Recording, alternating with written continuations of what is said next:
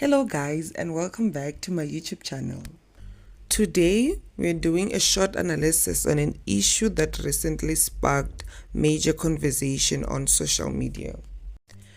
I have been meaning to create a documentary style video on Olerato Mongale as her case highlights South Africa's growing issue with femicide. Her story has shown us that in South Africa, you can be going about your normal life and still fall victim to femicide. It's a painful reminder to many South African women just how restricted our freedom of movement still is. We are told we are free, but the reality is we can't afford to be. But then I came across a video reacting to a comment made by a woman under the viral TikTok challenge, "Forgive your high school bully." The comment read, "One of them died going on a first date and the story made it to the news." Everyone instantly knew that the commenter was referring to Olerato Mongale, and this stirred serious debate online, leaving netizens divided. Now, the question is, do we support Tabile Moliko, the commenter, for the bullying she claims to have endured at the hands of Olerato Mongale, or do we overlook her outcry and instead continue to honor and support Olerato Mongale, a victim of femicide? This is an issue of femicide versus bullying in South Africa. In an article written by Times Live on the 10th October 2024, according to South African Medical Research Council, 7 women are unalived in the country each day, and South Africa has the highest femicide rates in the world. With regards to bullying, according to KELT, the statistics of bullying in South African schools paint a sobering picture. Over 3.2 million learners in South Africa experience bullying each year. More than 67% of bullied children never seek help, believing it won't make a difference.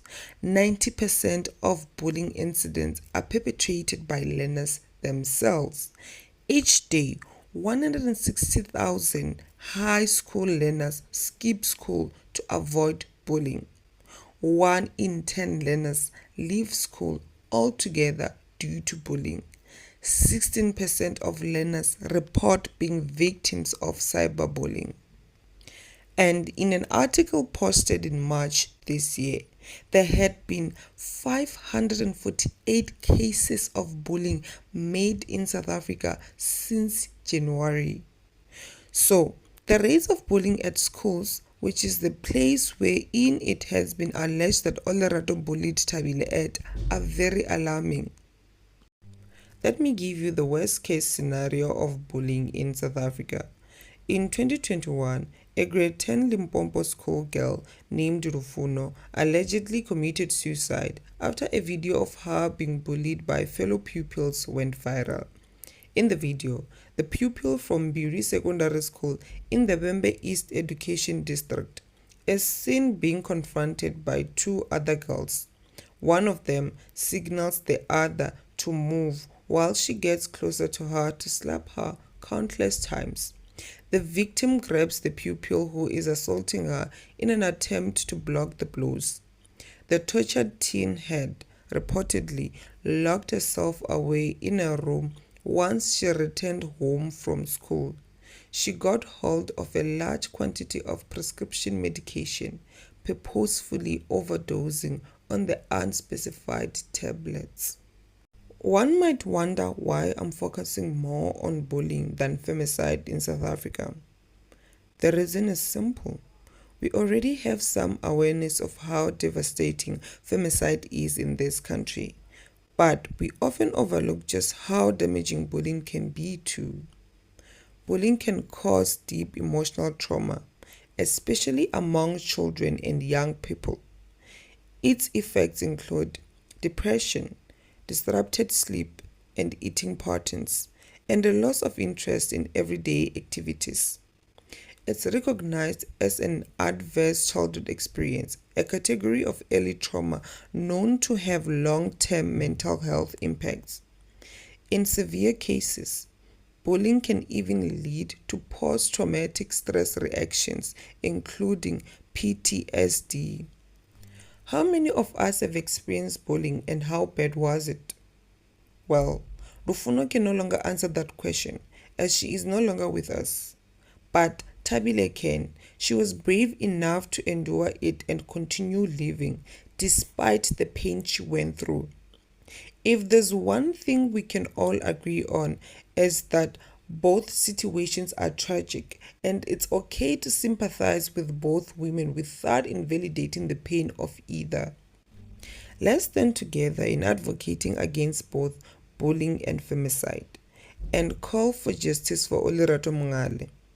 And as justice is served, may it also serve as a symbol, a message to South African women that you are meant to be safe and that you should not lose your life simply for existing. Olerato wasn't perfect, none of us are, but she was still the victim of a horrendous crime. A life was taken, and we must continue to speak out against gender based violence. Tabile, too, is a victim.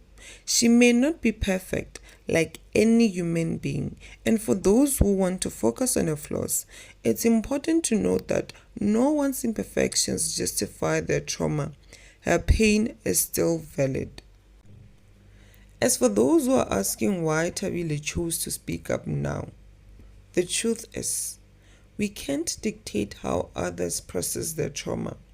Sometimes people speak out in ways that may seem insensitive or mistimed, but that doesn't make their experience any less real.